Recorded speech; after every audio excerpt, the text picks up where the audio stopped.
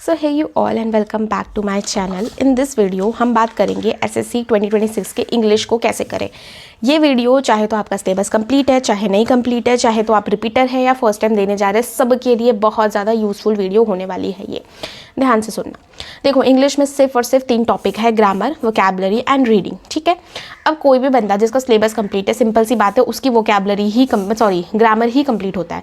Vocabulary ले लो 50 to 60% complete होता है उसका, और जो न्यू है उसका नहीं होगा। बट सबके लिए वीडियो बराबर का काम करेगी। मैं आपको स्टार्टिंग से सबको समझा। आपके पास ग्रामर के लिए या तो आपका ग्रामर का सिलेबस कंप्लीट है या तो नहीं है। अगर कंप्लीट है तो फिर आपको करनी है प्रैक्टिस। और पहले जैसे मैंने मैथ्स में बताया था, अगेन बता रही हूँ, पहले आपको चैप्टर वाइज प्रैक्टिस करनी है, देन आप मिक्स पे जाना। क्योंकि चैप्टर वाइज जब क्लैरिटी होगी तभी तो आप मिक्स में समझ पाओगे ना कि एक्चुअली प्रॉब्लम क्या है। डायरेक्ट मिक्स पे जंप करोगे ना तो फिर कंफ्यूजन हमेशा रहेगी और वो चीज़ कभी भी क्लियर नहीं होने वाली है। इसीलिए चैप्टर वाइज के लिए अगर आपके पास ऑलरेडी कोई सोर्स है, then go for it without any delay, without any second thought. But अगर आपके पास कोई भी सोर्स नहीं है, आप मेरा सजेशन लेना चाहते हैं, तो मैं आपको सजेस्ट कर सकती हूँ ये ओसवाल की ऑब्जेक्टिव जनरल इंग्लिश बुक। ठीक है। यहाँ पे सारे इनके मेथड, सारे इनके यहाँ पे प्रॉफिट्स लिखे हुए हैं। बट मैं विदाउट एनी आपका टाइम वेस्ट किए मैं अपने डायरेक्ट बुक पे चलती हूँ। ठीक है। तो बेसिकली क्या करना है आपको, यहाँ पे जब आप बुक ओपन करोगे ना तो आपको चैप्टर वाइज एक शॉर्ट नोट्स टाइप कुछ मिलेगा, ये जो कि फ्लो चार्ट ओसवाल बुक्स की बेस्ट थिंग है। क्योंकि जब मैं 11th-12th क्लास में ये बुक्स यूज़ करती थी ना, तब भी इनका ये फ्लो चार्ट मुझे मैथ्स में इतना ज़्यादा हेल्प करता था। तो मेरी 11th-12th से ये फेवरेट पब्लिशर है। ये ऐसे आपके लिए जो मेन चीज़ है वो ये है कि सपोज आप कोई भी चैप्टर उठाते हो, पार्ट ऑफ स्पीच सपोज आपने उठाया, तो यहाँ पे ना स्टार्टिंग में आपको एक छोटा सा नोट्स मिल जाएगा। आप यहाँ से क्विक रिवीजन कर सकते हो या तो अपने खुद के नोट से कर लेना। ठीक, आपको जाना है डायरेक्ट प्रैक्टिस एक्सरसाइज के ऊपर। ठीक है।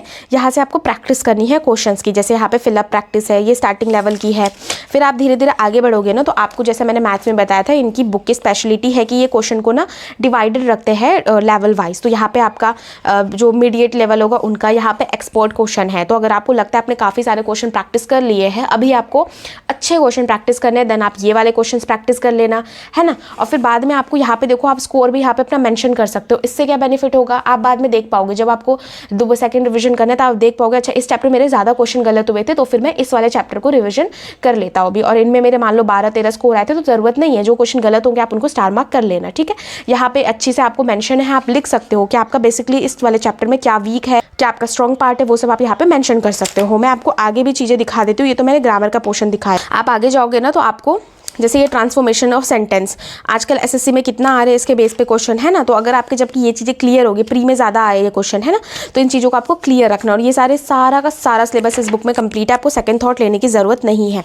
अब ये जैसे आपके ईडियम फ्रेजेस है, तो जो भी प्रीवियस ईयर में आ रखी है, क्योंकि आप कितने लर्न करोगे, बेसिकली तो आपको प्रीवियस ईयर पर कमांड बैठानी है। एट द एंड यही होता है, बाकी सब ऑप्शन एलिमिनेशन से सब हो जाता है। ठीक है। कोई भी जो टॉपर होता है, कोई भी जो पेपर अच्छे स्कोर लेके आता है, किसी को भी पूरा पेपर नहीं आता है। ठीक है। ये बात दिमाग में रखो।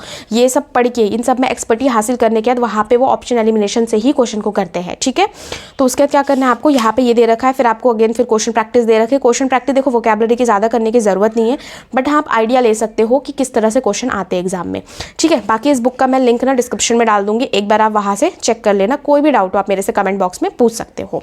हम चलते हैं अपने वीडियो की तरफ। बट जिनका सिलेबस कंप्लीट नहीं है वो क्या करेंगे, तो उनको क्वेश्चन तो बाद में प्रैक्टिस करने, लेकिन उससे पहले क्या करना है, आपका सिलेबस कंप्लीट नहीं है और मान लो जो भी सोर्स है आपको लगता है उससे मुझे बहुत ज़्यादा टाइम लगने वाला है, या तो आपने रूल सारे पढ़ ले लेकिन फिर भी अभी भी क्लैरिटी नहीं रहती, आपने नोट्स तो बना लेकिन रिवीजन करने पे भी कुछ समझ नहीं आता, याद नहीं रहता, तो अब आपको बहुत अच्छा टाइम है। आप या तो 120 रूल या तो 60 रूल है रानी मैम के, 120 रूल है निमिषा बंसल मैम के। आप मेरे में से पूछोगे कौन सा दोनों बेस्ट है, क्योंकि मैंने दोनों ही किए हैं, मेरे पास टाइम थे तो मैंने दोनों ही कर लिए थे। तो जो 120 रूल है ना, ये बेस्ट लगा मुझे। 60 रूल से भी अच्छा 120 रूल है। बहुत अच्छे से मैम ने एक्सप्लेन किया है चीज़ों को, और 12 घंटे की वीडियो है। आप डेली 3-4 रूल करके आराम से फरवरी में कंप्लीट कर लो, और उसके बाद डेली आपको रिवीजन देना है। 10-10 रूल करके डेली आप रिवीजन दोगे तो फिर 12 दिन में आपके मतलब मंथ में 2 बार रिवीजन हो जाएगा, और इतने तगड़े तरीके से कि पूछो मत। लेकिन इसके लिए आपको बेसिक नॉलेज होनी चाहिए, नाउन, प्रोनाउन, वर्ब क्या होता है, एडजेक्टिव क्या होता है, अदरवाइज आपको ये समझ नहीं आएगा। ठीक है। तो आपको इस पे चले जाना, डेली रिवीजन देना, खत्म, ग्रामर की टेंशन भूल ही जाओ। और इसके साथ आप तो मॉक प्रैक्टिस कर ही रहे हो, उस मॉक में आपको पता चल जाएगा इस पर्टिकुलर चैप्टर के मेरे ये वाले कॉन्सेप्ट से क्वेश्चन गलत होते हैं बार बार, तो आप उसको प्रैक्टिस कर लेना अपनी बुक में से। नेक्स्ट है आपका वोकैबुलरी। वोकैबुलरी का अगर कोई सोर्स फिक्स है, आप किसी बुक से कर रहे हो, सब कुछ अच्छा चल रहा है, देन उसके साथ जाओ, कोई सेकंड थॉट लेने की ज़रूरत नहीं है। बट अभी भी कन्फ्यूज है, वोकैबुलरी याद नहीं होती है, सोर्स फिक्स नहीं है, मन भटकता है, कितना भी पढ़ लो याद ही नहीं रहता, देन एक बार मेरे कहने पर ना समुद्र मंथन सीरीज़ करके देखना, रिविजन करके रानी मैम की। आपको अलग ही चीज़ दिखेगा। आपको 20 लेक्चर्स के बाद नहीं, अलग ही चीज़ें दिखने लगे, क्योंकि मैम क्लास में ही याद करा देती है, लेकिन शर्त यह है आपको बार बार रिविजन करना पड़ेगा। एक बार बीच में छोड़ दोगे ना तो उसके बाद फिर चीज़ें याद नहीं रहेगी। वोकैबुलरी ऐसी चीज़ है। तो आपको पूरे इनके 40 लेक्चर यूट्यूब पे फ्री ऑफ कॉस्ट अवेलेबल है। किसी थर्ड यूट्यूब चैनल ने डाला, आई थिंक वो रानी मैम का ऑफिशियल चैनल नहीं है, तो आप वहाँ से इसको प्रैक्टिस कर सकते हो प्रॉपर तरीके से। ठीक है, ये मेरा हाईली रिकमेंडेड मैं सीरीज़ कह सकती हूँ एक तरह से। ठीक है, तो इसको वोकैबुलरी के लिए करके देखना। आप ये 40 लेक्चर को करो और इसी को प्री से पहले सिर्फ और सिर्फ इसी को 10 बार रिविजन करके चले जाओ। इसके अलावा मॉक में या फिर कहीं पे भी प्रीवियस ईयर में आपको एक्स्ट्रा जो भी वोकैबुलरी दिखती है उसी आपको, लेकिन इसके नोट्स बनाना, उसी में आप इसको ऐड ऑन करते जाना वोकैबुलरी, उनको टाइम टू टाइम रिविजन देते जाना। ठीक है, आपको मज़ा आ जाएगा। नेक्स्ट आपके आते हैं रीडिंग पे। देखो मैं PQRS को भी रीडिंग में डालती हूँ, cloze test and passage. Passage यानी आपका कॉम्प्रीहेंशन पैसेज जो होता है वो। तो आपको ये 3 जो चीज़ है ना, ये 3 के लिए मैं आपको सिर्फ निमिषा मैम सजेस्ट करूँगी। रानी मैम भी अच्छी होगी, अमन सर भी अच्छे होंगे, बट मैं ये कह रही हूँ निमिषा बंसल मैम की मुझे लगता है ये 3 टॉपिक एक्सपर्ट है, वो रीडिंग में एक्सपर्ट है, मैं ये कहूँगी। तो आपको ये 3 करने हैं। ये 3 वीडियो आपको स्क्रीन पर दिख रही है, यहाँ से करनी है। चाहे तो आप डेली 30 मिनट या फिर 15 मिनट दे के कर लो। मैं कैसे करती थी बता देती हूँ। मैं PQRS डेली करती थी, इसलिए मैंने 15 मिनट जोड़ रखे थे कि PQRS डेली मेरे को 15 मिनट करना है।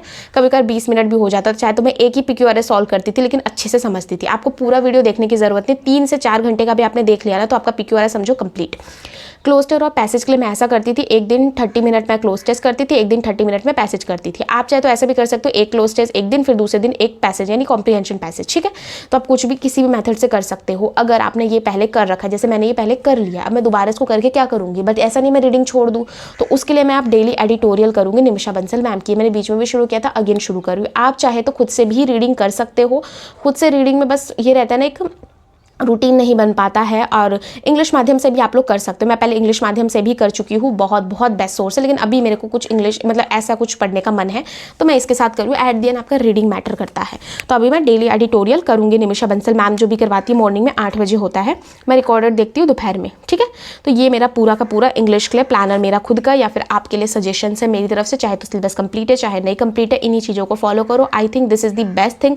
आप अभी लास्ट मोमेंट पे कर सकते हो। 100 डे को यूटिलाइज करके बेस्ट चीज़ है जो आप स्कोर कर सकते हो। सेक्शनल मॉक वॉक के पीछे मत पड़ो, सिर्फ और सिर्फ ग्रामर के क्वेश्चन प्रैक्टिस करने की जरूरत है।